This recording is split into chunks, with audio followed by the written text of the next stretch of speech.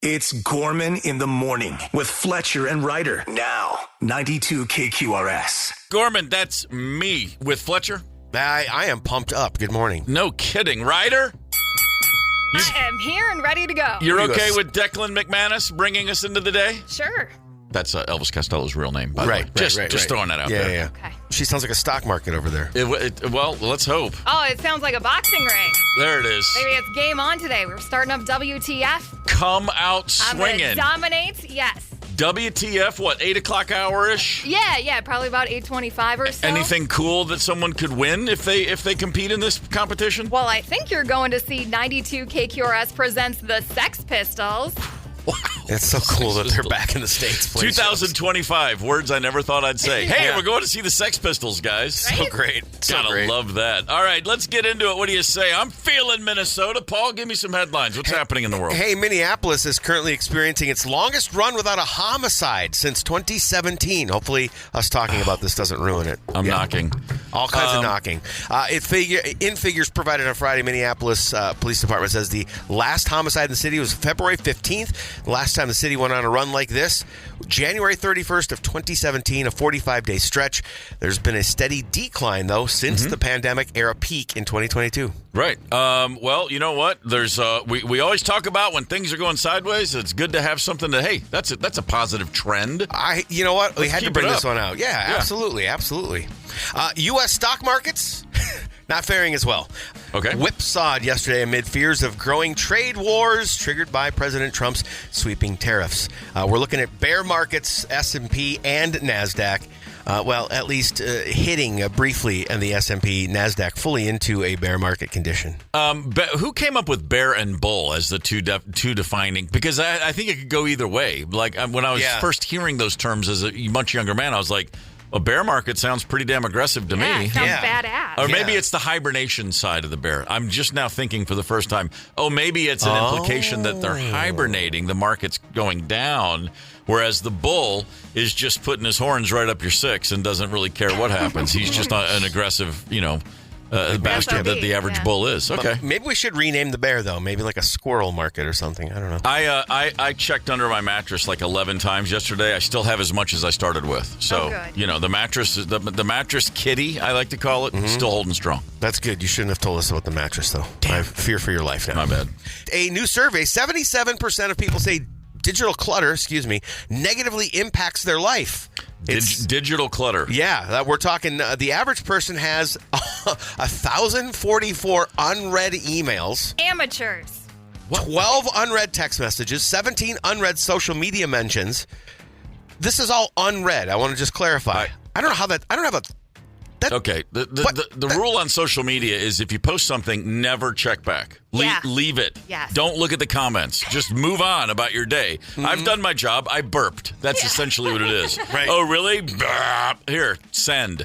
Text messages, never have unread text. I still to this day. I can't do it. Rarely.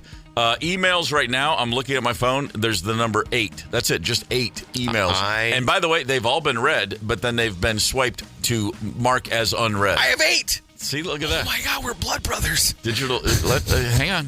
No? Let's go. Well, maybe some sticky tattoos. We're not getting matching tattoos yet. Okay. I can't stand a large number of emails on my phone. It's so much anxiety when I see those. Yeah. Even what I have, I don't like. What do you got, Ryder? I just cleaned out my Gmail, so Okay. it's pretty good right now. But when I started, it was at like 5,628. Can't imagine. I'm sitting on a Yahoo account that my mom still sends stuff to.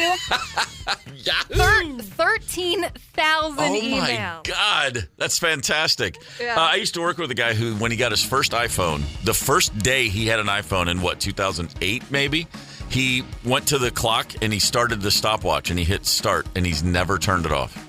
Well, that's kind of fun. When we were working together, I mean, it was thousands of hours. It was great. He was years into it. And I was like, he goes, it hardly takes anything from the battery. I was like, that's the coolest thing I've ever seen. He's a visionary. He was a visionary. A little bit of sports for you at the top of the day. The Florida Gators are your national champions in men's hoops. Florida, 12-point deficit early in the second half.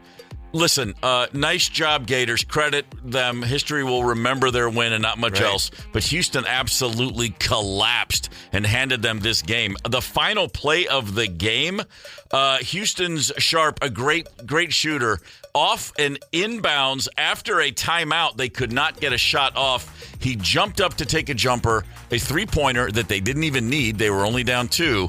And the defense caused him to not shoot the ball, but rather drop it. And as time ticked away, he couldn't touch it to get the walking call. It sounded like this. Championship is in the balance. Florida leads it by 2. 6 seconds. 5 seconds. Sharp. He won. He can't touch it. He can't. 1 second. And it's over. Florida is back on top of the college basketball world. Sharp gets the ball, and he has a chance to shoot a 3. A shot that he's hit a million times in his life. He jumped into the air, and then, as I said, he froze. He let go of the ball, and he couldn't touch it again. So the final seconds of the game is him begging his teammates to run over and pick up a bouncing ball. No.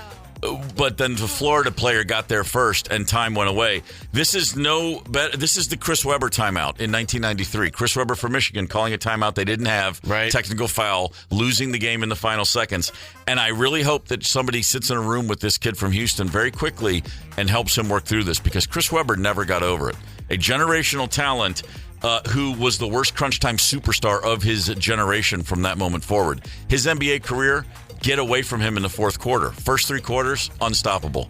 So my heart is with you, kid. It's impossible to articulate the pressure in those moments unless you've been there. It's tough to imagine when my man's going to get a good night's sleep again. Finally, the Twins lost again. All that really matters is Rocco Baldelli was thrown out of the game. I love a good manager getting bounced. Good job, Rocco. If you can't get a win, at least get thrown out. Hey, Champlin, Minnesota. We're thinking of you. Glad to have you with us this morning. Good spot. How about that? Good stuff going on in Champlin. You know what to do with that information. You have a few tattoos. I have 4. Right. Ryder? Yeah, I got some tats. You got some tats. Yep. Here's a question I want to ask you. Would you get a tattoo simply for free beer? If that was... Oh, there are a lot of how much beer are we talking? Yeah. What kind of There's Okay. a lot to dissect here. Okay, so it's not a hard no. It's a possibly. That's the question a New York City brewery is asking. It's called the Torch and Crown Brewery, and they are offering free beer for anybody that gets a tattoo of their logo. Like a free beer? Or? No. 2 free beers every time you visit their brewery, and a free case every month through the baseball season. It's a way to celebrate baseball. You can go in there, unlimited trips to the brewery during baseball season. You'll get 2 free beers every time, and then you get a case to take home once a month. Do I have to be a Yankees fan? Because screw that. I don't think you have to be a Yankees fan. They're just saying you need to get the Torch and Crown fan, the logo. Okay. They're saying, hey, if you want to be a human billboard, we got it for you. Okay, you guys both have tattoos. Yeah. So I think if you really want to up the stakes here, I think that you should only offer this to someone if it's their first tattoo. What does the logo look like? It looks like, It looks like it almost kind of has an Olympic torch vibe. At first look, it's like a pillar with a flowery petal flame weird thing. It looks like an artichoke. It kind of looks like an artichoke on top of a pillar. Okay. Does it kind of look like a hop? Maybe it's a hop. Maybe it's a hop. Yeah, Just it's in the probably beer world. It's probably a hop that doubles as a torch. Yeah, that's what it looks like. It does to look me. like an Olympic torch, though. That's a good way to word They're it. called Torch and Crown. I mean, it's got something in there. So here's the thing: if you already have a bunch of tattoos and you go add this, what's the point? What's the big deal? It's like another.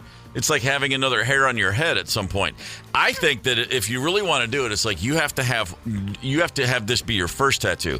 If somebody puts this as their first tattoo, I'd give them free beer for life. See, I want to raise the stakes. You want free beer for life?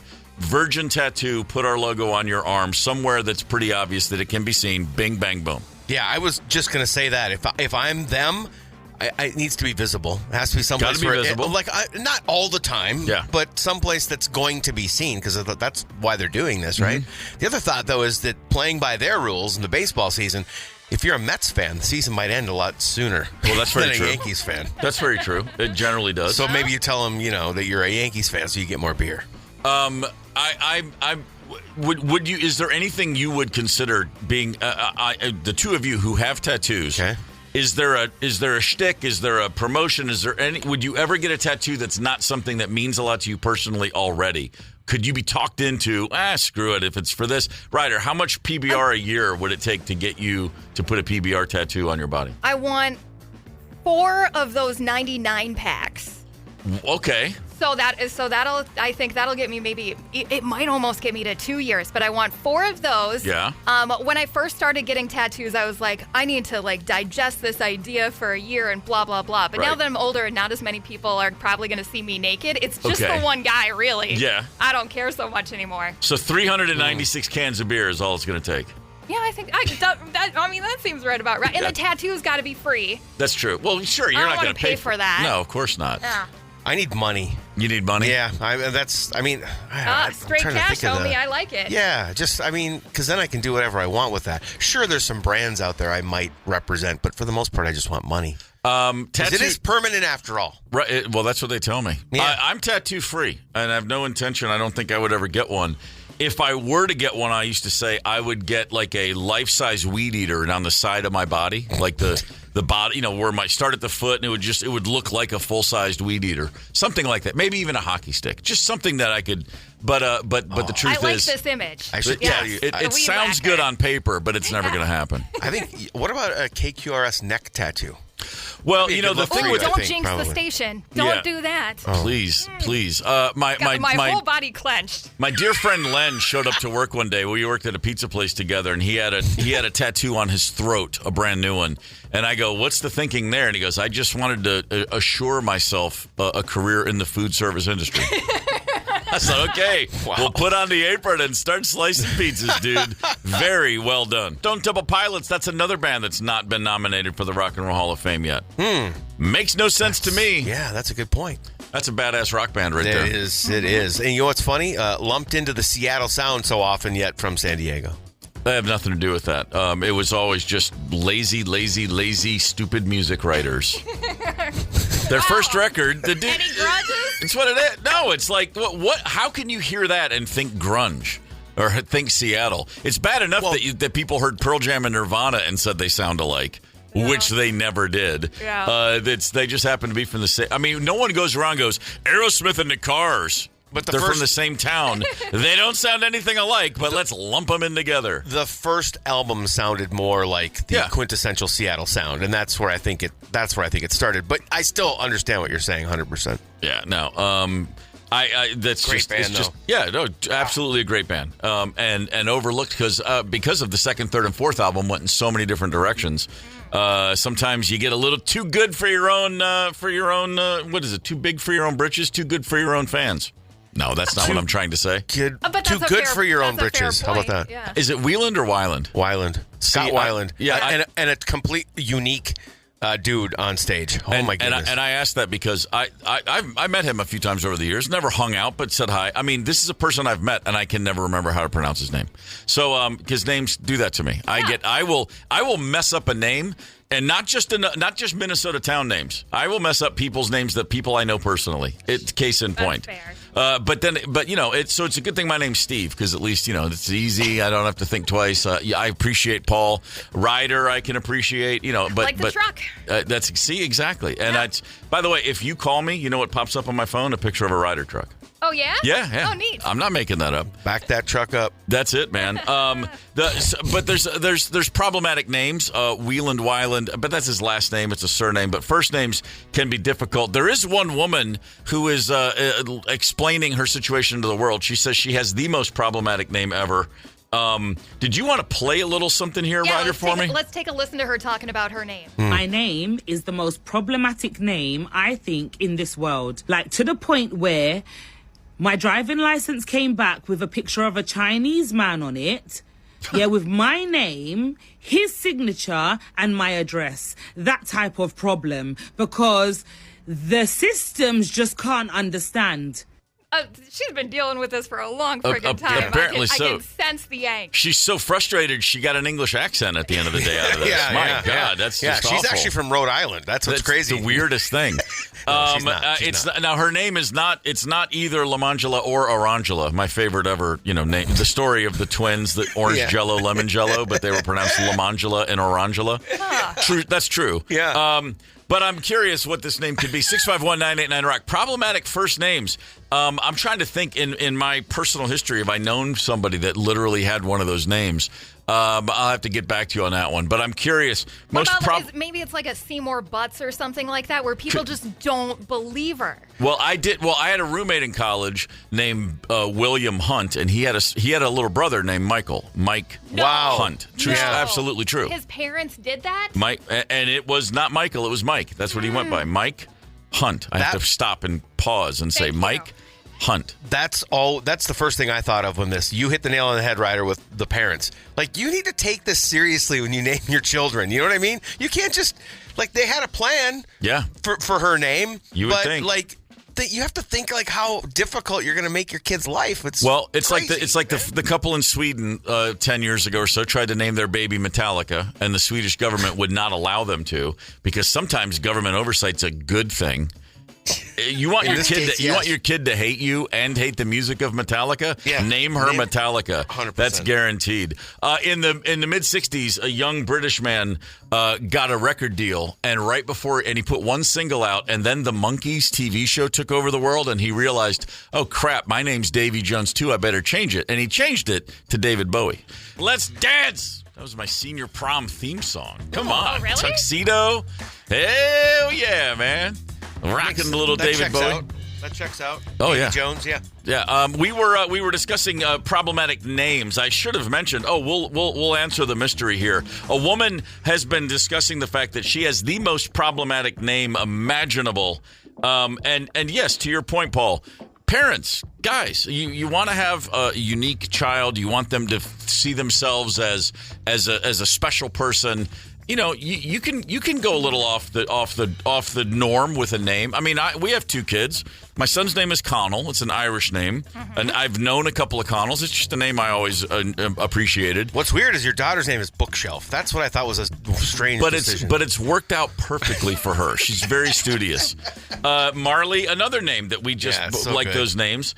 And it's funny because I look at both kids and I think those names really they fit. They fit. And I've known people where I know them for a while, and I'm always like, that name does not match that person at all. And I know people who've said, oh, my name's my name never fit, never worked for me. I've always felt like I'm a Steve.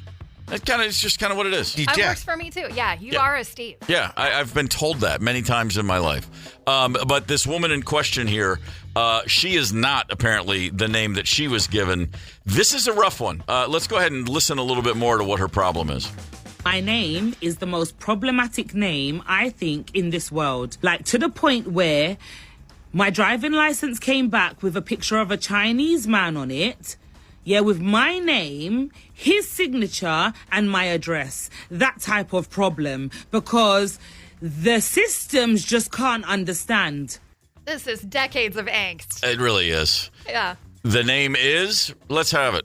My name is L.A., capital L dot, capital A dot. Now, some of the systems don't accept it, so they have to just put L.A., or some of them accept one dot but not two. Some of them don't accept two letters. They have to add an extra letter. All kinds of madness. L.A., as in the acronym for Los Angeles. But it must not stand for anything. It must not stand for anything. No, she said her mom was trying to combine, referencing surnames. Two different surnames of the family.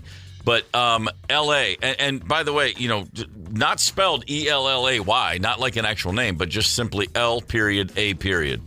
But when she does, she fills out forms and stuff online, they don't accept the full stops. Yeah. And so it's been, you know what? She could, I'm not saying this is on her, but if this is if this causes so much angst in her life, she can change her name. She certainly can. Yeah. Why should she have to change her name? The systems are the one that sucks. I said that. I said it's not ideal and it's not her fault. But if it's such a problem, I mean, something went down with Paul, I wouldn't hesitate. I'd change it to something else. Bookshelf.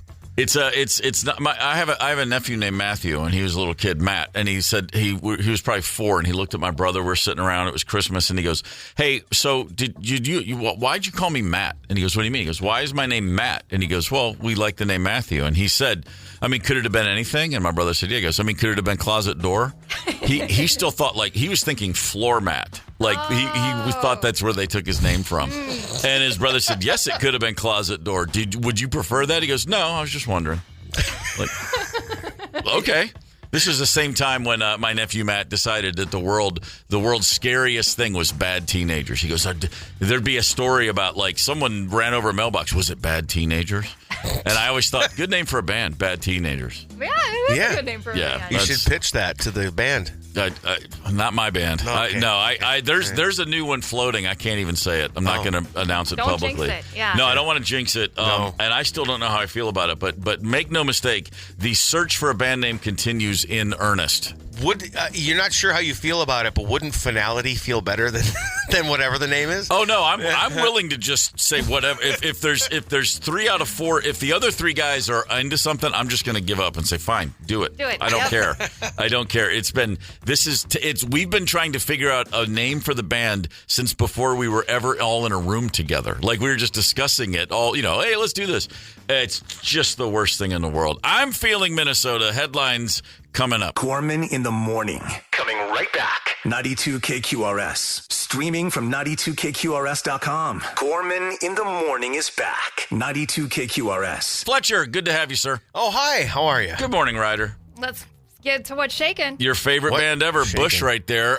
Let me tell you, though, Gavin Rosdale was my hall pass in high school. And really? my high school boyfriend, Gavin Rosdale, was also his hall pass. Like, really? That dude was a fox. Man. It still is. That's reasonable.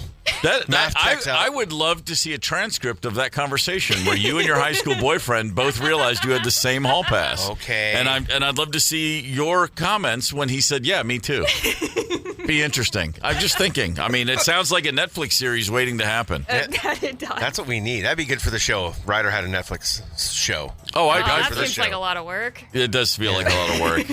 You know what? That's what dictaphones are for. You just get a bunch of your stories on tape, hand them over to somebody. They'll turn it. They churn those things out on Netflix like every month. Yeah, and then you just have to sit down and do a couple of interviews, and you'll be done. That'd be great. And then the money just rolls in, and Gorman in the morning takes off. That's exactly how it works. I think we're all feeling Minnesota right now, so let's get to the stories. The headlines, if you will. Paul, what do you got? Nothing feels much more Minnesota than construction season. It's our 5th season here in Minnesota. Right. I haven't seen a Hallmark card for it yet, but there should be. 94 both directions going to be reduced to 2 lanes between Huron, Riverside, and 7th Street until fall. Yeah. Until fall. Unhappy. Wait. What's the stretch? 94, both directions. Right. 2 lanes between Huron, Riverside, and 7th Street. So that's that part, No big deal. right where I live. I need to get off. Yeah, that's what I was. And yesterday, I had to drive all the way to Cedar because I didn't know they'd closed one of the exits. Well, that's why we're telling you right now, so you know. 35W, hey, south, I'm talking to you. Highway resurface between Burnsville Split and Minnesota River. 494 starting April 28th. Maintenance work on 494 bridge over the Minnesota River. It's going to close to 1 lane in both directions. You thought I was done. I'm not. No. 394 from downtown Minneapolis to Highway 100 going to have land and ramp closures. Lane, as I mistyped. Right. And ramp closures as crews repair 34 bridges. That stretch is already garbage. Like, it's no fun. Oh, you know what? I'm starting to feel pretty good about living in Albertville and taking 694. Good Lord. Yes. May 22nd through the 25th. I think this was just announced a couple days ago. A little taste of the State Fair in May without the excessive sweat is the way I see it. You got new vendors this year. Mini apple pie. Oh, Ryder, have you had a mini apple pie? I have not. No. Have you? My favorite thing at the fair, besides the I know the corn. exactly where they are, too, and that line is always ridiculous. So good. It's a taste of Minnesota is what it is. Lulu's, El Burrito, Mercado, Jersey Joe's. There's a new puzzle hunt as well, and, live music and etc. I usually go to this. Because, Do you? Yeah, because if the parking is free. Yeah. And I usually have to work the fair. So then this is when I get to enjoy the fair and like go and just gorge and eat everything is when they do kick off to summer. Hey, and in case you were wondering, the deep fried ranch is back, and it's going to be at the it'll be at the kickoff to the summer. Oh, I missed it. I didn't want to wait in line. Oh, Game on, boys. I got a little last summer. You did? Deep fried ranch. Was it good? It didn't hurt. Being I was on a hiatus, a forced hiatus, I stayed away from the fair. The first time in I don't know how long. Really? I was like, you know what? I'm just not going to go anywhere near that thing. That's fair. It was fine. Yeah. I missed it, but it was fine. Well, So you'll be back and better than ever this summer. I want to tag on to your Tracy Chapman story. She doesn't do any streaming. This just in, Napster was sold this week. Napster still exists, and it was just purchased by a tech company for $207 million. What the hell are they going to do with it? When's the last time anybody thought about Napster? Didn't know that. I mean, did they sell that in conjunction with MySpace or what? I mean, it's just a shocking thing. I saw a news story yesterday. It came across. Apparently, they're Nashville based. I lived in Nashville. Never knew Napster was there. Okay. I haven't heard anyone talk about using Napster in well over 15 years. I haven't heard it used other than a punchline. $207 million. That tells insane. you how much I have my thumb on the pulse of tech. Well, I don't think that means you don't have your finger on the pulse of tech. I mean, I wouldn't really consider Napster the forefront. The first time I ever heard the word Napster was on a band conference call. Our manager called us up and said, just going over order of business, he goes, there's this thing called Napster. And he explained what it was. And talk about Luddites, my band in the year 2000 or 2001 going, wait, do what? They're doing what? What do you mean they're downloading me? How are you getting music for free? And I mean, it just blew up. We couldn't even conceive of what he was explaining to us. Yeah. And I got off the phone. I was visiting my brother in Baltimore when I took this call. I walked into my nephew's bedroom, who was 13. I said, have you ever heard of Napster? He goes, yeah. And he opens his laptop. Wow. He goes, I have all these songs. And I was like, you didn't pay for this? I could not make sense of it. And then royalty payments stopped coming in. Oops. Bastards. Oh, that's a bummer. Hey, the 2025 Tee It Up Golf Card number 3 presented by Club Champion is on sale right now. You can golf 7 area courses, and while doing it, you'll save over $200. Text the word golf to 651-989-ROCK. And that is an open invitation to anybody listening, but especially if you're in Oakdale. Hey, Oakdale. Hey. Get in on the golf situation. Text golf to 651-989-ROCK. Oakdale. We were discussing earlier, there's a woman who gave an interview. Her name is L.A., L.A. That's her actual given name on her birth certificate. And she was discussing the difficulties her life, just a name like that presents throughout life. 651-989-ROCK on the KQ Talk and text line. Our good buddy Tubby wrote in, problematic name, no issues here, ever. Tubby. I see Tubby all the time. Is Tubby's name? Is it legally Tubby? Do you know? I never thought it was, but hey, maybe it is. I'll find out. I'm sure I'll see him very soon. I bump into him all the time. Whether it's a real name or a nickname, Tubby's that's just a fantastic name. And it fits him, too. Joe texted in, I used to babysit for a family called the Lears. They had a daughter named Shonda. Shonda Lear. Oh. You didn't think that one through, did you? That is just not really good. Any women whose name was Isis before 2001 or so, that was a tough one. I got some friends who had dogs named Isis, and you can't change a dog's name, so very much became Isis Puppy, and that sort of thing. You can change a dog's name. Who says you can't change a dog's name? Well, what if you've taught them all the commands and junk? Oh, they don't. They're just pretending they care. Yeah. You call that dog Mike and get on with it. Yeah. Our dog Charlie has about 5 names. So, but here's a text that came in. Simply says, Iowa basketball player Fonda Dix. Is that real or is that an Iowa joke? Oh, why don't I read to you from the Daily Iowan from 1972? Listen to this. The star of the team is 5'10" forward Fonda Dix. No. Fonda is averaging over 50 points a game. She's more handsome than pretty and has brown eyes that often glow right past you. Maybe change the last name to Points because she Fonda Points. I tell you what, 50 a game. You're freaking out going, wait a minute. She's scoring 50 points a game. There's no 3-point line. This is 53 years ago. How's that possible? But remember, this is Iowa. And a lot of people may not realize that up until the 90s, Iowa girls basketball was 6-on-6, not 5-on-5. And not only that, do you know how this was done?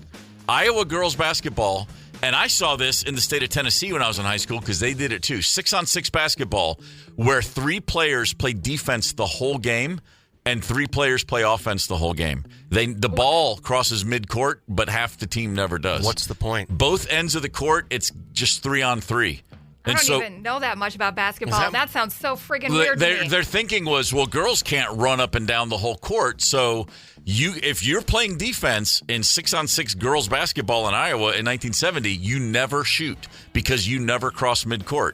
You get a defensive rebound, you dribble to midcourt and hand it over across the line to a teammate on the offensive end. And then they go, and someone like Fonda Dix gets to score 50 a night because all she has to do is she never has to worry about defense. It's good to get that context because I'm not as impressed with her 50 points a night anymore. No, it was every team Shirley didn't get to throw one up at all. Yeah, every team had one person that scored most of their points. Here's something else, and we'll move on from this. But now that I'm obsessed with the fact that someone named their daughter Fonda, knowing the last name was Dix, she said in this interview, "My mother was going to name me Angela." But another lady in the same ward of the hospital just named her baby that. So instead they went with Fonda. The thing about that stretch, they're in the hospital. You go from Angela to Fonda. That's the kind of thing that comes out of your mouth as you're falling downstairs. Yeah. Did you come up with a new name? Yeah, I think they said Fonda. Yeah, I think I heard Fonda. Yeah. Fonda Dix. Can we get a spelling on that? It's straight like you think. Henry, Jane, Fonda, baby. I mean, seriously, go with Cagney if you're going to name it. Take you know what? If you're going to take a flyer, if you're just going to wing it. Yeah. Why Fonda? Cagney Dix, I can see it. You know, I'm also still hung up on how Stuart Dix. I'm just thinking of surnames of famous actors at the time. They were clearly fans of Henry Fonda's work. Very true. Just trying to make sense of the whole thing. There's no sense to be made, I don't think. How about this? How about some smart scientist dudes are bringing back animals that have bringing back animals that long ago went extinct. I'm not talking about like this white rhinoceros that went extinct a year ago. I'm talking about the fact that a company called Colossal Biosciences. Let's just start with the name, Colossal Biosciences. What kind of biosciences are you guys into? What could go wrong? Fair to middling biosciences? No. Tiny guy biosciences? No, Colossal Biosciences. It sounds like they were having trouble naming their business, and finally somebody threw up their hands and said, screw it, Colossal Biosciences. I think that's exactly what it was. Well, they have given us the answer to the question I don't think any of us haven't asked. I mean, how many times do you wake up in the middle of the night and think to yourself, what's a dire wolf puppy sound like? I mean, that's kind of right. I mean, I wake up thinking about things like that all the time. I'm watching Game of Thrones. I'm thinking about the dire wolf, and I'm wishing I had one. And then I'm like, I wonder what a dire wolf that's been extinct for over 10,000 years would sound like. The company Colossal Biosciences has introduced to the world not one but 2 dire wolves, a species of animal that went extinct over 10,000 years ago. There are 3 in existence. They have put 2 of them, Romulus and Remus, on display. They were born October 1st, 2024. They are now sharing these wolves with the world. And again, to answer the question of the day, hey, what's a dire wolf puppy sound like? Here is what it sounds like. Aww. Man, that sounds so cute. And then in a couple years, they turn and destroy their creators. Eat your face. They just rip them right apart. Heads are rolling down the laboratory hallways when these things decide they've had enough of the humans. Okay, quick question for the dog people, because I've never owned a dog, much less a puppy. Is that really close to what puppies sound like, or is there a difference? Okay. If you ask me, whether it's a German Shepherd or the fiercest wolf on the planet, they all kind of sound the same when they're puppies. Yeah, absolutely. Okay. Yeah, they do. The dire wolf, as I said, gone for 10,000 years. Here's just a little bit of Colossal Biosciences. That sounds like a company in a bad Marvel movie. What are they doing at Colossal Biosciences? They're trying to ruin the world. You're not wrong. These 2 wolves were brought back from extinction using genetic edits derived from a complete dire wolf genome, meticulously reconstructed from ancient DNA found in fossils that date back 11,500 and 72,000 years. And I want to add to this, too. There's this person on the staff named Shapiro. I don't remember the first name. Doesn't matter. Her team had to extract more direwolf DNA from two existing fossils to better sequence the animal's genome. Like, I'm just like, think about your job being sitting down and figuring out the sequence of an animal's DNA and correctly constructing the genome. Like the whole thing is just like, what's the end game here? What's the why? Why are we doing this? That's what I want to know. Interesting you say that, because so there was on X, the artist formerly known as Twitter, people were responding to Colossal's post and said, why are you doing this? What are the guardrails? When will you stop? Why is this a good idea? And here's their answer. Wolves play a vital role in maintaining the balance and structure of their ecosystems. Restoring these essential players is absolutely central to our broader conservation goals, or as I call it, absolute horse crap. Yeah, that's called made up. Yeah. No, you just want to be the guys that said, we brought back something. Now, of course, and all over social media, it's okay. Let's get the dodo back. Let's get the saber-toothed tiger back. That's what the world needs. A tiger with bigger teeth. Yeah. How about there's the woolly mammoth, of course, right? What about the woolly rhinoceros? I didn't know that existed. I want to see a long-haired, fuzzy rhinoceros back. That'd be pretty awesome. I don't think they want to cuddle with you, bro. I know that there's a species, a certain type of rhinoceros just went extinct very recently, the last one on Earth. And having seen rhinos in zoos up close, are we going to miss them, honestly? I mean, I'll be the bad guy. What purpose is the rhino serving? I don't think you're the bad guy. There's natural selection. These things happen. When stuff happens, I mean, sure, are we as humans impacting all of it? Yeah, absolutely we are.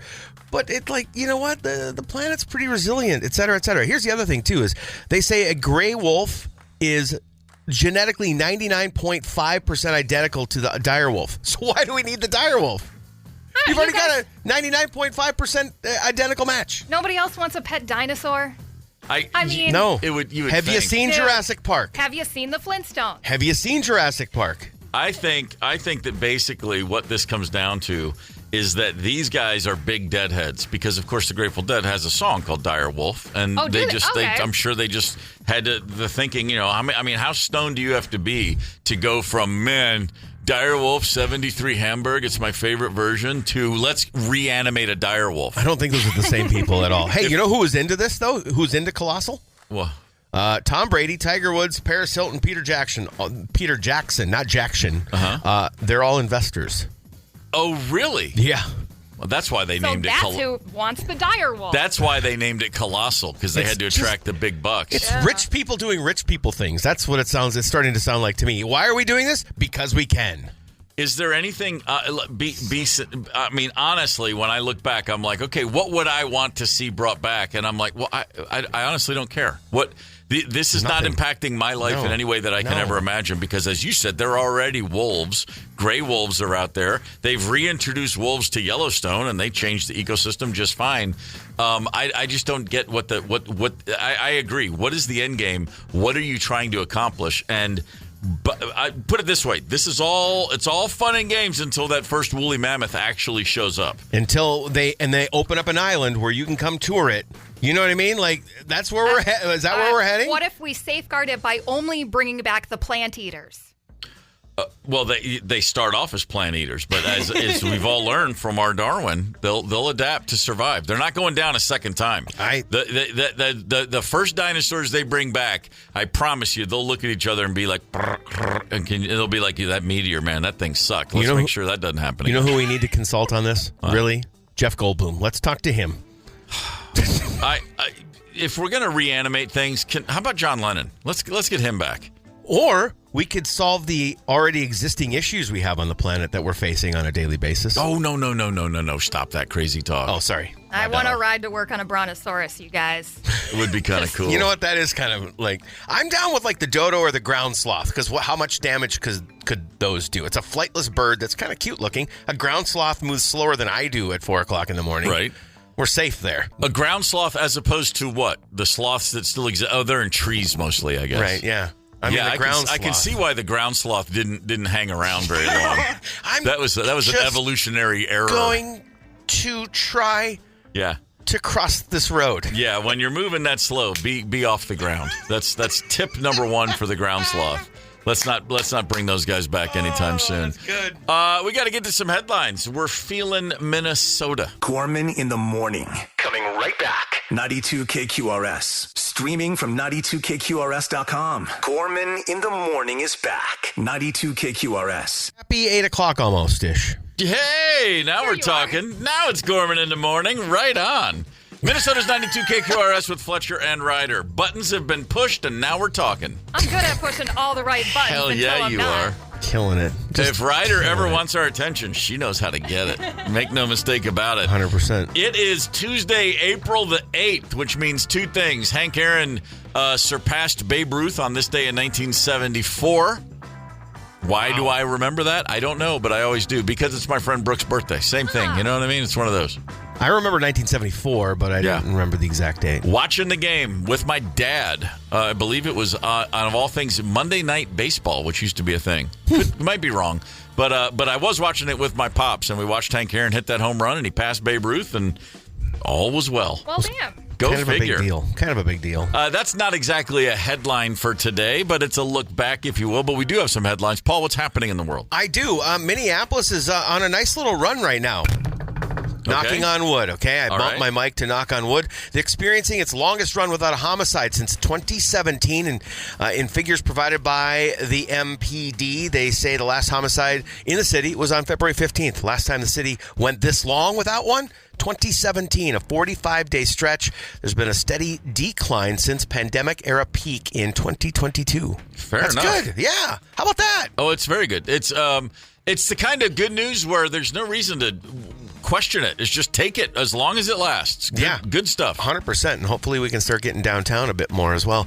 U.S. markets, stock markets whipsawed yesterday amid fears of the growing trade war triggered by President Trump's sweeping tariffs. Mm-hmm. The S&P is briefly hit bear market territory, and the NASDAQ is already there. If you don't know what bear market is, qualifies as that, it's 20% drop from the recent peak we've had.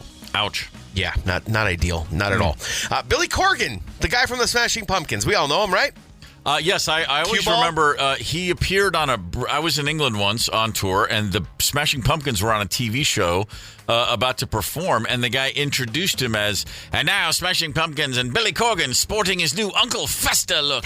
Because remember, when he came out with the shaved head, and I was like, wow, that's the best thing about English guys. They just say it. Right. The American hosts think it. The English hosts just say it. Well, I mean, the guy's always been a little quirky, if you will, Billy Corgan, and I think this falls right under that. This fits his brand. He wants his own music played at his funeral. If I were to pass, please play the theme song from Shaft at the funeral. And when the who's the man that would risk his life, instead of everyone screaming Shaft, have everyone scream Steve. See, that's still in effect. I like that. That's man. Good. Little that's Isaac good. Hayes to see me off to the other side. Let's go. It's not a bad Shut your bit. mouth. Hey, how about some spring? We do spring cleaning around this time. How about spring digital cleaning? A recent survey says 77% of people say the clutter in their digital life negatively impacts them. The average person, I can't even comprehend this. The average person has 1,044 unread emails.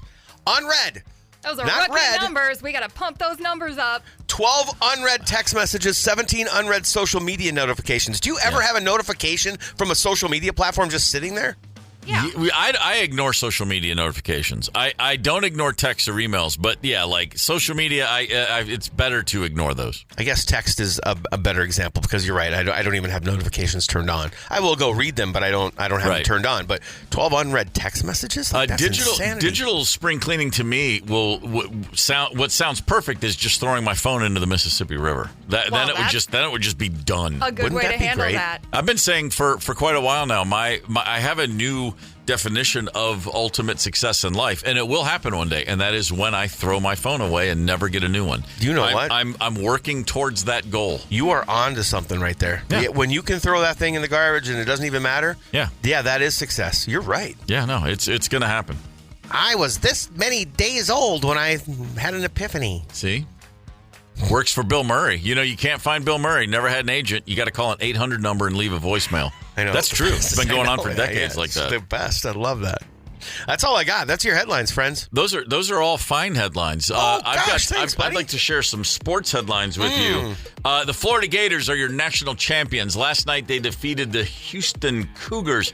Man, Houston snakebit at this level. Snakebit, I should say. The Elvin Hayes era, they were just short. They weren't quite up to UCLA with Jabbar. The Phi Slamma Jamma 1983, victims of the greatest upset in college basketball history. NC State over Houston. And then now, all these years later, back in the finals again.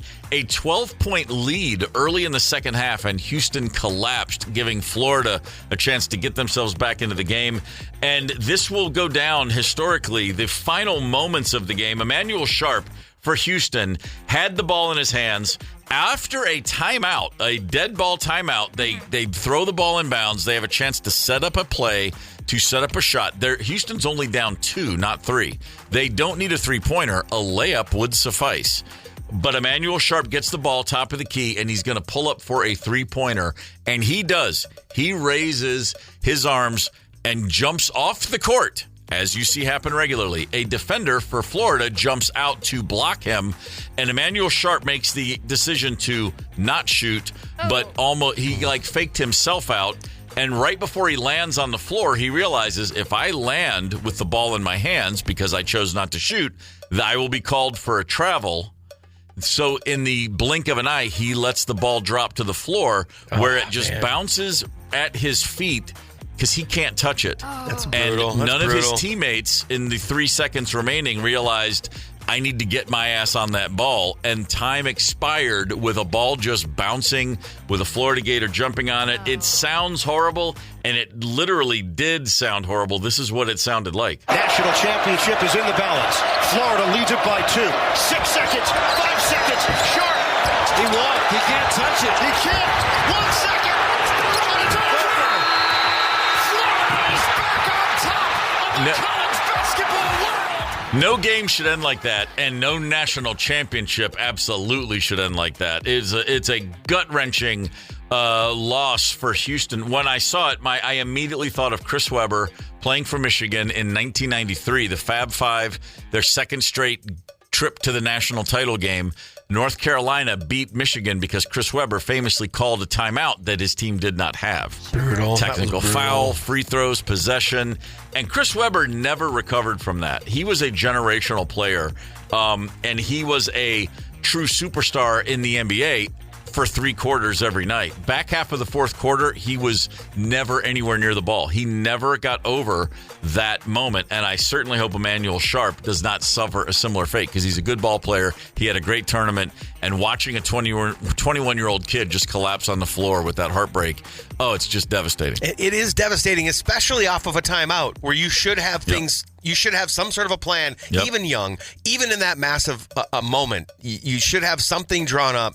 It's just, it shows how easy it is to freeze when you're in a really tight spot. I mean, that's the thing. They got they had a play called. They ran it, and he got the double screen, and he had the shot. It's just he didn't expect to see a defender leaping out at him the way he did. And it's like, dude, you still got to let that ball go. You still got to take a shot. A shot. What do they say? You miss 100% of the shots you don't take. And that's exactly what cost Houston the championship. One quick other sports note. The Twins lost last night. Getting a little tired of that. But, hey, at least Rocco got thrown out of the game. Good for him. Yeah. He was complaining about there was a pitch clock violation. He wasn't happy how it went down. He got out there. He yelled at the ump. When you're 3-7, 3-8, whatever the record is right now, it's a good idea to get thrown out as often as possible. Looking for some momentum change. It's important to fire up the troops. Make no mistake about that. Well, that and get into the clubhouse and have beverages instead of having to be out there working. Well, there's always that. I mean, get tossed in the 3rd. Don't get tossed in the 8th. Want to give a shout out to East St. Paul. The east side of St. Paul, ladies and gentlemen. I love St. Paul. Yeah? Do you like the east side of St. Paul? The east side is special, but the whole thing. It's funny. I'm still living in Minneapolis, but that St. Paul's got a draw, doesn't it? It absolutely does. I said when I first got up here, January 23, One of my best friends, who is a Twin Cities native, he said, "You'll end up in St. Paul." I was like, "You think?" He goes, "Yeah, it'll just happen. It might not be right away, but when it's all said and done, when you establish permanent, as he said, roots," he goes, "you'll be in St. Paul." I love Minneapolis. I coach hockey in Minneapolis, right? Yeah, sure. But St. Paul is, I don't know. There's just something special about that town. I love it. There certainly is. There's a new movie coming out soon, and I want to play you a quick little clip here because one of our favorite actors is coming back yet again, and he is he's usually off the reservation, and this time just take a quick listen and tell me if you think you might know who this is. This is interesting. This book. This is Bible. Okay. Could you even tell what he was freaking saying? I heard something about a book. This Bible. Yeah. I want to see him go 90 minutes in character, if that's the voice. We'll find out soon enough. I'm curious if anybody knows exactly who we're talking about. I can tell you who it's not. It's not Bruce Springsteen. It's Gorman in the Morning with Fletcher and Ryder, 92 KQRS. Gorman in the Morning with Fletcher and Ryder. Bruce Springsteen right there. One of the many hits from the Born in the USA album. 7, I think, top 10 hits off that album. Not bad. Bruce had a minute there, didn't he? He had a hot minute in the mid-'80s. Yeah, it was a really hot. It was a white hot minute. I would say. It was. Yeah. The same time, all in like 1.5 years. You had 1980. I mean, you had in 83 and 84. You had Thriller, Purple Rain, and Born in the USA, all out there at the same time. Not a bad time for pop music, if you will. Yeah, rock music, that's if a good you will. run. That's a good run. 651-989-ROCK is the KQ Talk and Text line. I'll just tell you, here are the texts we've just received. Steven Tyler, Harry Belafonte, Gary Busey, Bill Duke from Predator, Nick Nolte. What in the world are people replying to? What do you think would get those gentlemen all in the same text thread? It's this. It's a movie that's coming out very soon with an actor we're all very familiar with, and now his new character. It's not even so much about his personality, but listen to this voice. This is interesting. This book. This is Bible. I also got Tommy Chong. Somebody called in and said Tommy Chong. Chong. Okay. Like, you need to watch more Cheech and Chong movies. Yeah. No kidding. Maybe Tommy Chong in his sleep sounds like that. I think it's what's interesting is when you do know who it is, though, you can like it. You hear his voice in there, but if I didn't know who it was, I'm not sure I would have any clue. I just want to know how many takes of each scene were shot, how long was the shoot, because keeping that voice up for any amount of time, right? Ooh, and boy, that's going to grate on your nerves if it's a big part in the movie. But let's just cut right to it. This is a film called Gunslingers. Okay. Gunslingers will be out in theaters and on digital April 11th. That would be our good friend Nicolas Cage. Is he our good friend? He's our good friend. We got to get him on then soon. Nick Cage, always still coming up somehow with a way to get attention for just simply doing his job. My man will throw himself into a part with no one's business. I first saw him in, I guess, Valley Girl was, I believe, the first time I saw him in a movie. And then of course, Raising Arizona just raised the bar entirely on his career. The first time I saw him in a movie was The Rock. With Sean Connery. Wow, Yeah, really? That was a good flick. That was a good later era. I went back and watched Valley Girl and Raising Arizona and all that stuff. Yeah. But yeah, that was the first Nick Cage movie I saw. And I didn't feel like he was that weird. No, he was quirky and offbeat, and then the 80s quirky is post 2000 weird. That's how that goes. What's the movie he made with Cher that was really good? Moonstruck. That's a quality film. Yeah, that is good. Have you guys seen the Massive Weight of Unbearable Talent? Or Unbearable... Unbearable Weight of Massive Talent? The Unbearable Light of Being? What? What do you say? I did see that one, and it was way after it came out, but where Nick Cage basically plays himself. Oh, yeah. I saw... we watched... It was on... this is what I remember about that movie. Watching it for a little while and enjoying it, and then something came up and I never went back and finished it. I think it's my favorite Nick Cage movie he's ever done. Because really? I did not see the chemistry that he and Pedro Pascal have. It sustains the entire flick. It gotten to a point where they could have went and done anything. Okay. They could have went to an amusement park and rode rides, and I'd have kept watching because the two of them together were magic. Wow. Yeah. No, It's good. I don't think you can top Raising Arizona for me. That's just me that's fair. neither. That's you fair. know. Him and John Good. Come on. It's Yeah, that's fair. fantastic. Well, I'm sticking by my. But you're not Sets way Apart. off base. Yeah. Did I'm either of you see Long Legs? No, Okay. that's where he did the weird phone thing, right? He was a serial killer, and it was a very very creepy. It was like they build it as. We have to. Media is we have to liken everything to something, right? And Okay. so we got compared to Silence of the Lambs. That's not. I don't think that this is way more avant-garde and indie than Silence of the Lambs was. But it's. I don't know. It's unsettling. Andy on the text line. Con Air is one of the best movies ever. Yes, it is, Andy. Is it really? Yeah, I'll watch that any day. That's one I saw, I believe, just on the road somewhere, probably half in the bag when it started. I know that I've watched it, but I don't remember a thing about it. They're on a plane. They're a bunch of criminals. Yeah, What else do you need to know? You can have it on while you're doing And they housework, crash- while they- you're drinking beers. Spoiler alert: they crash land in Vegas. I mean, it's just Oh, fantastic. it doesn't get any better than that. I got really. plans for tonight then. So Wisconsin, Texas, Florida, 3 of our favorite places because you never know what backcrap crazy stories coming out of which of those things. We're going to play a little game. And Ryder, correct me if I'm wrong, we're going to be giving something away that's kind of cool. Oh, yeah. If you can crack the code, if you can nail which story is from Wisconsin, which one's from Texas, and which one's from Florida, you are going to see the Sex Pistols in October. Oh, my goodness. 651-989-ROCK. It's Gorman in the morning with Fletcher and Ryder, 92 KQRS. Billy Idol right there. Nominated for the first time for the Rock and Roll Hall of Fame this year. We'll see if he gets in. Pretty soon we're going to find out who's getting in this You year. got to talk to him that day. I did. Yeah. It was weird. It was like, hey, that's cool. And he was like, yeah, that's cool. And I was like, yeah, it is. Huh. Go figure. He seemed a little salty that his motorcycle got in before he did. Yeah, he was a little salty about that. I can see that. The man was cast in Terminator 2 to be the cop that melts down into liquid and comes back, and he crashed his motorcycle, broke his leg, and couldn't play the part. I'd still be salty about that. Absolutely. Okay, I want to see if I can get a nugget past you that you didn't know. Okay. Did you know that that "Don't You Forget About Me" Simple Minds was written for Billy Idol? No. I believe he passed on it. Okay. Ooh. I mean, but it's like you've said, like with stuff that Clem did with Blondie and whatnot, you couldn't hear another drummer. The same thing. I mean, now that Simple Minds has burned that into our brain, I think it's one of the greatest songs ever recorded myself. Okay. Could you hear Billy Idol even doing that song? I mean, I'm going to get AI all over that, and we'll see what it sounds there like. you go. Oh, recreate it with Billy. We're reanimating Dire Wolves and putting Billy Idol in Simple Minds tracks. This is great. This is the What a future's morning. the future's awesome around here. It's groundbreaking, is what it is. Man, hey, so we would love nothing more than to give away some tickets to see the Sex Pistols. That's right.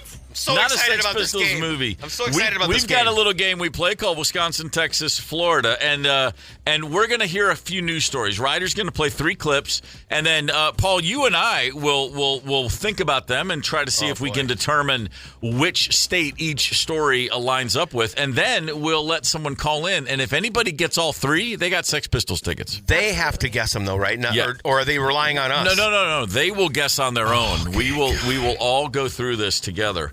But the stress Sex went through the Pistols roof. featuring Frank Carter. The show is October 7th at the Fillmore, Minneapolis, and we're going to be giving those tickets away. So, Ryder, are we ready to roll with some news clips? We are ready to roll, and I just want to say, since this is the first time doing this on Gorman in the morning, there is 1 Wisconsin, 1 Texas, and 1 Florida story. Just to put that out there for everybody. So when you think you know them, All right, 651-989-ROCK. So, yeah, that's right. Hit the number, 651-989-ROCK, if you think you have all 3 figured out. We'll keep our opinions to ourselves for now. Now we're just processing and mulling and contemplating, Paul. God, I need my pen. All right, here we go. First one. The porta potty spill here on I shut down the freeway for a time, damaging 4 cars enough they had to be towed. Video shows the flatbed truck drive past the porta potty, sliding upright onto the westbound lanes Tuesday morning. We've got a truck that's losing porta johns. I see a porta potty flying back at me, and I try my best to swerve out the way, but it hits my driver's side. It causes me to pull over. Alex Hilario says it happened so fast his mind was racing. I was so shook. I was beyond shook. I was like, is that a porta potty? I'm like, where did it even come from? Did they just set it there? Because it was just standing. It was standing, but like rolling. So I was like, there's no way this is just possible. There's no way this makes sense. Vern Hicks gave me pretty much the same reaction. All of a sudden, out of nowhere, there was what I didn't know what it was at first until I hit it, and I'm like, oh my God, I think I just hit a porta-john in the middle of Over the next few minutes, cars and trucks hit nearly all of the porta potties. Of course one they did. leaving only fluttering toilet paper behind. In County, Nick Bohr. I was so shook. I was Fantastic. beyond It's a good shook. thing there aren't urinal mints in a porta potty because that could go right through your windshield. It Hurt certainly somebody could. badly. My takeaway is that Beyond Shook is a good name for a band. I was so shook. I was beyond shook. That's my boy. All right, Okay, all right. That's digest number one. Digest Okay. that one. Here is the second story. Maybe. Oh, give me one. Just gotta do some button pushing things here. Do you need us to tap dance for a second? Yeah, just one. How's it feel? It's warm. It's warm. Rub-a-dub-dub. This is definitely not the place to bathe in the tub. This new video shows an employee taking a bath in the kitchen sink of a Wendy's in Ugh. Another employee recorded the man as he dipped himself into the sink filled with bubbles. Wendy's says they fired that worker. I would hope Good so. thing. Yeah. So taking a bath in the middle of your shift at a Wendy's, That's why the chili tastes like that. Yeah. It's not the cumin. No, rub-a-dub-dub. That's messed up. No. All right. And in Wisconsin, Texas, or Florida, here is your final story. Okay, so talk about a nightmare in real life. Oh, my goodness. This woman is recovering after she was attacked by a snake and a hawk at the same time. Peggy Jones was out mowing her lawn when all of a sudden a snake fell from the sky and landed on her. Apparently a hawk was hunting nearby and dropped the snake as it flew over, so the snake, disoriented and confused, started attacking her. Then the hawk, my goodness, came back to get its meal, and it also started attacking her. What the heck? Peggy says the entire ordeal is giving her a new appreciation for the small things. I would think so. In the blink of an eye and the snap of a finger, your life can change. And you don't know if it's going to be a hawk and a snake or a car wreck or whatever. I just love everybody and everything more. Even when I eat a piece of chocolate, it tastes so much better now than it did. I love her. The simple joys. Thankfully, Peggy is expected to be just fine. A hawk and a snake at the same darn time. A snock? Oh, my goodness. Knock. I was on a golf course once, and a large bird of prey flew overhead and dropped a snake from its talons. And I watched it happen, and I have a snake thing, by the way, Paul. Not a fan of snakes. Yeah, I'm with you there. And watching a large snake fall from a hawk's grasp. To within about 20 feet of where I was standing, kind of a challenging moment in my life. Did you make one of those high-pitched sounds like, one of those deals? Yeah. Okay, so we got a porta potty spill. The flatbed's hitting it. We got an employee taking a bath at Wendy's, and we've got a woman being attacked simultaneously by a snake and a hawk. If you think you know the answers, 651-989-ROCK. Texas, Florida. I'm sorry, I'm doing it backwards. Wisconsin, Texas, Florida. WTF. We heard our three stories. Okay, we got a porta potty spill. We got an employee taking a bath in a Wendy's, and we got a snake and hawk attack. So let's just line them up.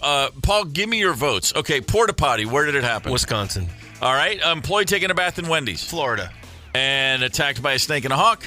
Texas. Okay, I'm with you on Wendy's happening in Florida, but I have the porta potty in Texas. I have the snake and hawk attack in Wisconsin. That's how I'm hearing it. But apparently Pat from Coon Rapids is on the horn, and she's got has the answers we're looking for. Pat, good morning. Good morning. All right, Pat, lay it on us. Where, in your opinion, did the porta potty spill take place? In Wisconsin. That was in Wisconsin. Not Okay. a kid. Very well. How about the employee taking a bath in Wendy's? That's in Florida. Oh, all right. And that means the snake/hawk attack Was it Texas? Texas. Yeah. And Ryder's giving me Pat's going 3 for 3. Pat and Paul, the P&P brothers. Coming in. It's a W for Fletcher, and it's a W and some Sex Pistols tickets for Pat. Wow, Pat, Sex Pistols tickets for the fall. Congratulations, sir. Oh, that sounds like fun. I can imagine a few things would be more fun than going to a Sex Pistols show. Bring the Yeah, mohawk. nothing like old guys like me all pissed off and angry. And that's right. Hey, laying it on you. Get the mohawk, put a safety pin through your cheek, and rock out, brother. It's going to be great. And you know what, Pat? You know what? What's better than Sex Pistols tickets?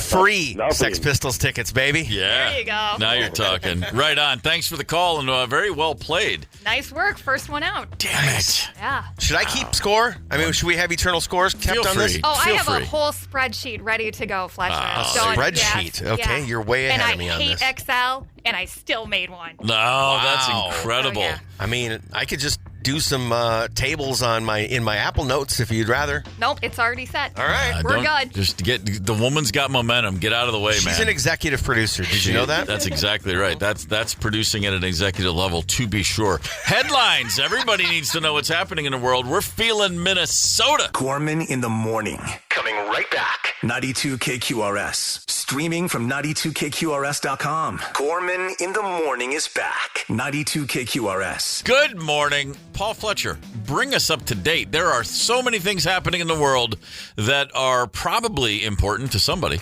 Well, this one's definitely important. April generally gets us in close to our fifth season in Minnesota. That's construction season. Sure. Oh, boy. Buckle up, friends, especially if you're driving. 94 both directions have been reduced to 2 lanes between Huron, Riverside, and 7th Street until fall. Yeah. If you want to coast through that section, go through at about 4 in the morning. It's squeaky clean. I bet it is. You know what? Just for Otherwise, avoid. A practice in patience, maybe try it at 4 o'clock in the afternoon, just for fun. 35W, yep, south. I'm talking to you. Highway resurface between Burnsville Split and Minnesota River.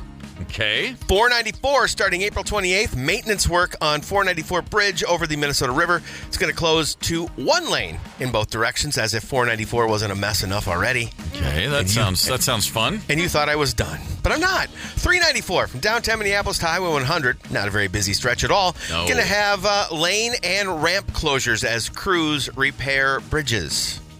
It's just. Listen. It's a pain in the ass, but it's not as big a pain in the ass as a bridge that doesn't work. That's all I'm going to say. Oh yeah, we've had that, and I know we have. And we want to make sure that doesn't happen again. Catastrophic, yeah. And let me say this too for everybody who complains about this. I moved here from a state where there's no state income tax, and one of the ways that you know that is because no one ever fixes the damn roads. Just going to throw it out there. When I say it could be worse, believe me, it can be worse. When I see people fixing roads up here, I want to high five them. I'm like, thank you. Yes. This is really nice to know that we're fixing the roads. Yes, it slows it down. Yes, it can be a pain in the ass, but the alternative is much, much worse. Absolutely. Hey, kickoff to summer at the fair is kicking off May 22nd, going through the 25th. Okay. Little taste of the state fair in May. I think you get to avoid a lot of the pit sweat. Sure. And the butts to nuts that you're going to encounter at the state fairgrounds. New vendors this year include mini apple pie. Those are absolutely delicious. Okay. The blueberry is unbelievable. Lulu's, El Burrito Mercado, and Jersey Joe's. They've got a new puzzle hunt as well. If you want to jump in on that, maybe with the kiddos. They got live music. You know what? Ryder says she went. Did you go last year? I've been the couple of years that they've done it. I believe it's free parking too, which is a real deal sealer for me. Yeah. Absolutely Fab is going to be playing. Guess what they do? Fab. Absolutely. They still have enough of the fairgrounds open that I can avoid that. GB Layton on Friday night. That's fine. Ryder's too cool for ABBA. Yeah. I am very much, and I get a lot of crap about it. But come on, dude, I ain't listening to any dancing queen. It's ear candy, man. Come on. It made sense at the time. They've also got a fair fan favorite Milk Run 5K race. I don't run unless I'm chased. Like, this doesn't happen. Can't imagine any reason to run. No. Really, after the age of 17, do you really ever need to run? Nope. Nah. I think so. Nope. I wouldn't think so either. Well, I mean, if you're 21, they say free beer. That'll work. Maybe you run then, but it's been a while since I did that. What else we got? Are we done? That's it. I'm done feeling Minnesota. Well, then let me let you in on a couple of sports notes of note, Okay. if you will. Please do. A quick Minnesota sports note. Rocco Baldelli was ejected last night in a loss to the Kansas City Royals. He was bitching about a pitch clock violation that was called on Woods Richardson. There was a problem with communication between the umpire. The violation was called. Baldelli ran out to say that is BS cool, man. And blah, blah, blah. I would hope. I didn't see the clip. I certainly hope he kicked a little dirt. He was ejected from the game. It didn't help. They still lost. No. Come on, Twins. Let's get this thing. Next time, whip out the rally sausage. Man, where is the rally sausage when you need it? They should have kept it. Much bigger news from the world of sport overnight. The Florida Gators are your men's collegiate basketball champions. They trailed by 6 or more points in the second half of 4 of their 6 games in this tournament. Last night was no exception. They were down by 12 early in the second half and just applied the pressure. Houston unraveled late. In the last 90 seconds of the game, Houston did not get a single shot off, either from the floor or even from the free throw line. At the game's conclusion, here was the story. 6 seconds on the clock, 7 seconds or so. Houston has an inbounds play. They get the ball into Emmanuel Sharp. He is ready, lined up off a double screen. He's going to take a 3, which would not tie the game, but to win the game. A defender for Florida leaps out to jump in his face, and Emmanuel Sharp basically, while in air attempting a shot, freezes, panics, and just simply comes back down to earth without shooting. Right before his feet touch the deck, he drops the ball because he doesn't want to be called for a travel. Yep. The ball then bounces. He's unable to touch it for the violation, and none of his teammates are paying attention or close enough to see what's happening and scoop the ball up and shoot. Time expires. It is a grueling, gut-wrenching way to lose a game. If you can imagine, if you're seeing the image I just described, it sounded like this. National championship is in the balance. Florida leads it by 2. 6 seconds, 5 seconds, Sharp. He walked, he can't touch it. He can't. 1 second. And it's over. Florida is back on top of the college basketball world. It's a great day to be a Gator. There's no bad way to win a championship, but my God, there are some bad ways to lose a championship, and that's about as bad as it gets. That's heart-wrenching. I don't know how else to word it. That's just awful. I mean, taking a shot and missing, it's tough. It's a kick in the nuts. This is a nut removal, honestly. Yeah. It's going to take that kid a minute to, I like you said earlier in the show, you just hope he can bounce back. Not only as a basketball player, but as a human. Like, that's a tough mental game right there. This went right back for so many people, myself included. I looked at Twitter right after, and everyone's going right back to 1993. Chris Webber calling a timeout for Michigan that they did not have, which cost them a chance to beat North Carolina in the championship in 93. Chris Webber never did get over it. He was a fourth quarter liability throughout an otherwise spectacular NBA career. He choked in big moments for his entire professional career, which is tragic. I mean, it really is. He was a generational talent. I hope Emmanuel Sharp does not find himself in the same situation. Watching a kid, at the end of the day, they are kids. He's 21 years old. Just collapse on the floor. And even the Gator players, they're celebrating a national championship, and then they're walking over to comfort him because they're aware of it. Like, oh man, this is a rough one. Is he an NBA player? I mean, does he Certainly translate? Could be. Yeah. Does he project? Yeah, he's long, he's fast, he's a good athlete, and he's got a good head on his shoulders, and all. He certainly has a shot. He's not a can't miss player, but he'll get drafted. I love how we describe basketball players. He's long and fast. Hey, it helps. I know. You just think it's funny. You can't teach length, man. I mean, there's a certain amount of Beavis and Butthead that lives inside of me, and I giggle. Yeah, things like long and fast. You cannot teach length. That's how that game works. That's what she said. It's just that simple. No. What she said is you can't teach girth. There's a huge difference. Or as my dad would say, the difference is huge. Remove that H, young man. We would love to let everybody in Cambridge know we're thinking of you. How about that, Cambridge, Minnesota? Give us a little love. You know what to do. Speaking of Cambridge, it just occurs to me, there's a show on Amazon. If you have BritBox, which is an offshoot of Amazon with all the British TV shows, there's a show that just started called Ludwig. And it's set in Cambridge, England, not Minnesota. No. Ludwig, it's really good. Did you ever see a show called Peep Show? No. Has that ever crossed your radar? Peep Show. Is that a BritBox one, too? My husband wants to get that crap real bad. It's an English show from the early part of the 2000s. It's very funny. Okay. I mean, it's out there. But one of the stars of Peep Show is in this new show called Ludwig. And the good thing about British shows is there's like 11 actors in Britain, and they're in all the same shows. Every show, every TV show you watch, you're like, oh, that guy was in Happy Valley. Oh, that's the guy from Luther. Hey, that's the guy from whatever, Police Brigade 7, whatever. Yeah. They no matter if you've been a superstar or you're just a bit player, they just jump around. They're all in the same shows. You get to know these people. Anyway, the show Ludwig's very funny. It's good. It's really smart. It's cool. It's just an unsolicited recommendation. Does it have a cool house in it? It does not have a cool house in it, unless you like British row houses that are depressing. That's too bad. Let's talk about TV homes. We all grew up in front of the television. We all grew up watching shows, and we all grew up thinking, man, I'd love to live there. So with that in mind, the first thing that comes to mind, any TV house you could live in, Ryder, where do you go in your head?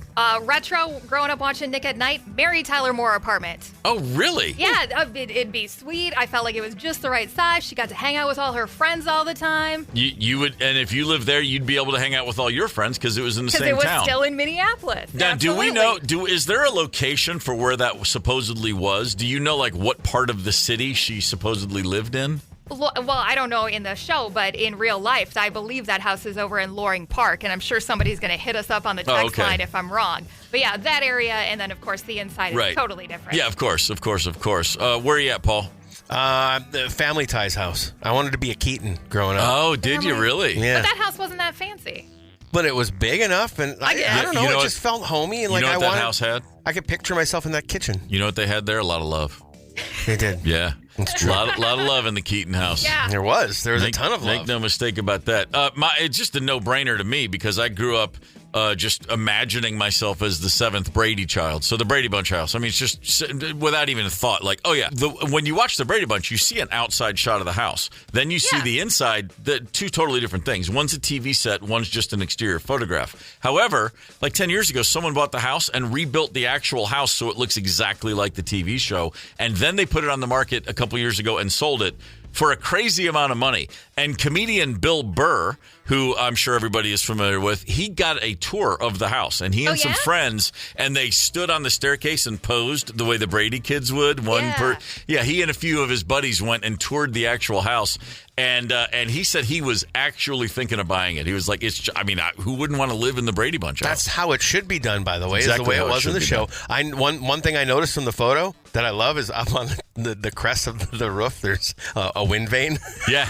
Oh, yeah. I don't know if that was there in the show or not, but it caught my eye and made me giggle. The KQ Talk text line is lighting up. We get a lot of Full House. My favorite so far, Pee-wee's Playhouse would have been a killer place to live. That would have been good. That's your clubhouse leader. But there was a recent poll. We've got a whole long list. Talk and text line has exploded. And Ryder, you were correct. I saw this immediately. Ryder, the house featured in the opening credits of the Mary Tyler Moore Show, is located at 2104 Kenwood Parkway in Minneapolis. I'd call that Loring Park, technically Kenwood neighborhood. Sure, why not? Yeah. A lot of votes for the Munster house. Ooh. A lot of votes for that's the funny. for That'd the be cool. Munsters and the Addams family. All right. Got both, which I can see that. Good call. There's some very good ones. How about this? The mansion where Magnum stayed on Hawaii for Magnum PI. Yeah, that's pretty good. I'm having trouble picturing that one, but I'm guessing it's just you're looking out on the ocean and it's awesome. You're in Hawaii and there's a helicopter and a Ferrari. I mean, I don't know what else you need. There's so he had like a helipad? And a push broom right there on his upper lip. Man. I mean, what a mustache my man was sporting. Wasn't Mr. T his helicopter pilot? I don't think that was Mr. T, no. He was on the A-team around those years. Yeah, I don't think he was working competing network. I'm confusing my memories. You're confusing your memories. Those things happen. You know what? I've got one from today, from more recent TV history. How about the beach house? How about Logan Roy's beach house in Succession? Not the penthouses are fine, but that beach house. Any house in Succession would work. Make no mistake. That's true. You know, because if you don't like it, you just sell it and then just go retire. That's the first thing. Check this out. So in a poll of which houses would you take, here's your top three. I could go deep into the 20s, but I'm not gonna. Okay, and by the way, I'm questioning all three. Number 3, Blanche's Miami home from the Golden Girls. What? Okay, I like the setting, but the house isn't really that cool. Yeah, I guess not. What? I can't even. You miss me with the Golden Girls. It's cool enough that Blanche can hook up with all those dudes and not disturb everybody else in the house. Is that what was happening? Yeah, Blanche? I've just seen. I just see like clips. Someone will, be like in a reel, and I'm like, oh, Golden Girls. Yeah, don't remember everyone. And then Rose from St. Olaf, Minnesota. Yeah. Oh, really? Yeah. Oh, Betty White's character was from St. Olaf. Okay, all right. I got a little research. Number 2, the Banks Mansion in Bel Air from the Fresh Prince of Bel Air. That was going to be my number 1 guess. Was it really? Yeah. Oh, man. Who doesn't want to live in a huge mansion in Bel Air? I think there's scenes with a pool. Number 1, this does make sense to me, actually. The Tanner House from Full House. Just a big-ass Victorian mansion in San Francisco. You could do a lot worse. Yeah, and I felt like they really did have room for, there was like 6 people living there full time. Oh, at least. Yeah. Including Uncle Jesse and Uncle Jesse's hair. And one of them in your beloved Beach Boys. That's right. Well, kind of. He's kind of a Beach Boy. If you're on stage with the Beach Boys more than once, you're in. I mean, that's the way I look at it. Okay. Well, I mean, yeah, sure. He's fine. He's fine. He's fine. I don't want to. This is not a. This is not a hill I'm willing to die on. So I'll just agree. Capital F fine from the look in your eye. Yeah, I dig Uncle Jeff. He did the drums on Jeff Ross's Roast of 2024 and was hilarious and lots of fun. Okay. Yes. Okay. Well, that would change. If I saw that might change my opinion. Very good to know. Very good to know. Tomorrow on this show, I can't believe what I'm about to say. Mr. Ryder will be on the air. He'll be waiting to embarrass me. He is, man. Mr. Ryder himself will be talking some records and Record Store Day options for your Saturday. Record Store Day this Saturday. Yep. Early this year because of Easter. Yeah. So. Hurrah for Record Store Day. And Mr. Ryder himself will be in to discuss this very thing. Coming up next, let's see who we got. Oh, that's right. Fletcher is coming up next. Yeah, I'm going to stick around for a little bit. Nice. Man, that's that agrarian work ethic of yours. It's so greatly appreciated. It is another level. Gorman in the morning. This is Minnesota's 92 KQRS. Gorman in the morning is also Gorman on the go. Get the 92 KQRS app and stream live or catch the Gorman in the morning podcast anytime. 92 KQRS.